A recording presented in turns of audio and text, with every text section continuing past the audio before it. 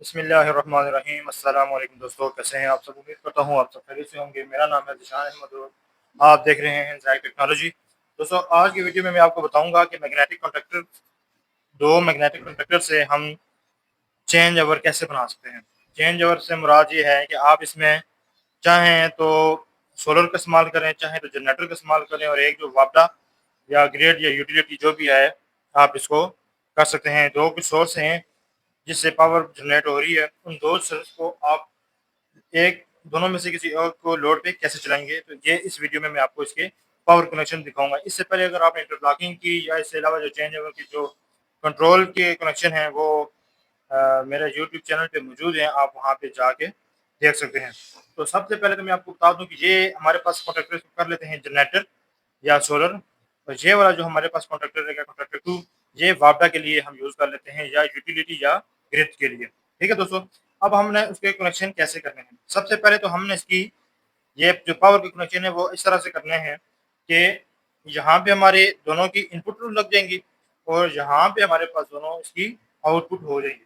तो उसके लिए हमने कैसे करना है, सबसे पहले मैं आपको इसकी लोड वाली जो साइड है, बेशक ये सिंगल फेज हो या थ्री फेज, ठीक है। अगर आप थ्री फेज यूज कर रहे हैं तो ये L1 L2 L3, L1 L2 L3 ये वाले आप पॉइंट यूज करेंगे। अगर सिंगल फेज यूज कर रहे हैं तो कोई भी इन दोनों में से पॉइंट आप यूज कर सकते हैं। वैसे सिंगल के लिए एक और रिले चली गई है, वो रिले का भी इस्तेमाल किया जा सकता है। सबसे पहले मैं इसके थ्री फेज के कनेक्शन करके आपको दिखा देता हूँ कि थ्री फेज के कनेक्शन कैसे किए जाते हैं किसी भी सोलर के चेंज ओवर के। ठीक है दोस्तों, इसके कनेक्शन हो चुके हैं। सबसे पहले आप ये देखें L1, ये L2 और ये वाली L3, इन तीनों को हमने यहाँ पे कॉमन कर देना है।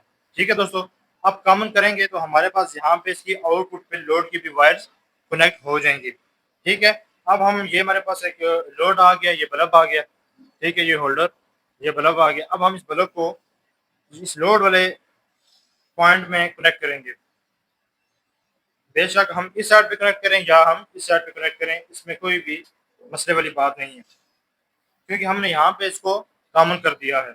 तो इसके कनेक्शन लोड के हमारे पास ये लोड के ये बल्ब है 40 वाट का, इसके कनेक्शन हमारे हो गए।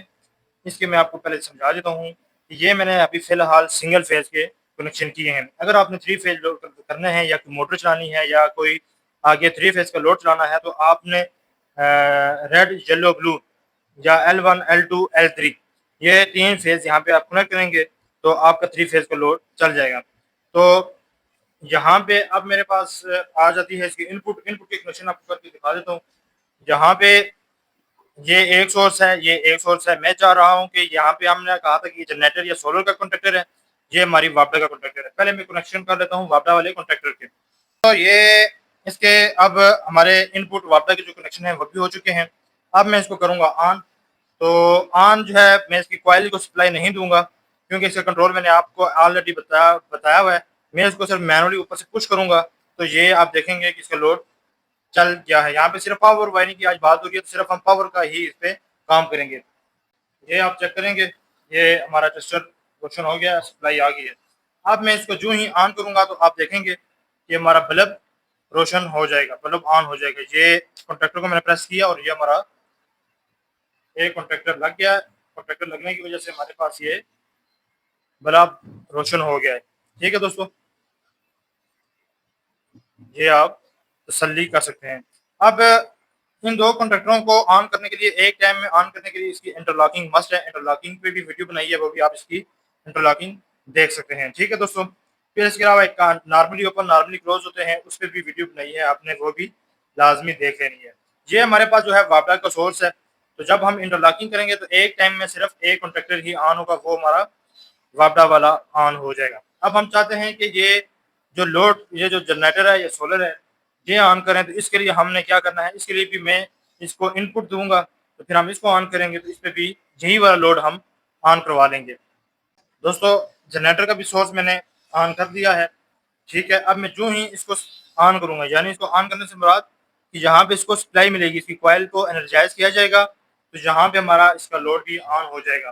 ठीक है, अब हम इसको वापडा हमारी फर्स्ट हम मिसाल पे ले लेते हैं, फर्ज कर लेते हैं कि हमारी वापडा वाला जो कॉन्ट्रैक्टर है, हमारी वापडा ऑफ होगी या वापडा चली गई है। या हम दिन को वापस यूज़ नहीं करना चाहते तो हमने कॉन्ट्रैक्टर ए यानी जनरेटर या सोलर ये वाला कॉन्ट्रैक्टर हमने ऑन करना है। जो ही मैं कॉन्ट्रैक्टर ऑन करता हूँ तो ये हमारे पास इसका लोड ऑन हो जाता है। आप ये देख रहे हैं कि ये मैं इसको ऑन करवा रहा हूँ तो ये मैनुअली ऑन हो रहा है। इसी तरह अगर मैं इसकी कॉइल को सप्लाई दूंगा इंटरलॉकिंग के थ्रू, लॉजिक के थ्रू, कंट्रोल के थ्रू, तो ये कॉन्ट्रैक्टर एक टाइम में एक ऑन होगा, दूसरे टाइम में दूसरा कॉन्ट्रैक्टर ऑन नहीं होगा, ना ही होना चाहिए। ये तो मैंने सिंगल फेज की वायरिंग की है। सेम इसी तरह आपने यहाँ पे 3 फेज का भी कर सकते हैं। मिसाल के तौर पे यहाँ पे मैंने सिंगल फेज की 2 वायर इस्तेमाल की हैं, जबकि 3 फेज के लिए हम यहाँ पे ये वाली वायर हम यहाँ पे कनेक्ट करेंगे तो हमारे पास 3 फेज भी चल जाएगा। तरीकाकार दोनों का सेम ही है, फेज के लिए भी और न्यूट्रल के लिए भी। ठीक है दोस्तों, सिंगल फेज कॉन्ट्रैक्टर के लिए भी और 3 फेज के लिए भी तरीकाकार यही है। लोड आपका कॉमन हो जाएगा, इसके इन और आउट पे ब्रेकर लग जाएंगे और यहाँ पे इसका ये आपका लोड चल जाएगा, आपकी गाड़ी की बिजली वगैरह चल जाएगी। तो मजीद इस तरह की कोई भी इलेक्ट्रिकल से रिलेटेड क्वेश्चन है, वीडियो है, ऑटोमेशन से रिलेटेड की वीडियो है, क्वेश्चन है तो ज़रूर बताइएगा। जहाँ तक हो सका मैं आपकी हेल्प करूँगा, आपको बताऊँगा। एक नई वीडियो के साथ फिर मिलूंगा, तब तक दीजिए इजाज़त। अल्लाह हाफिज़।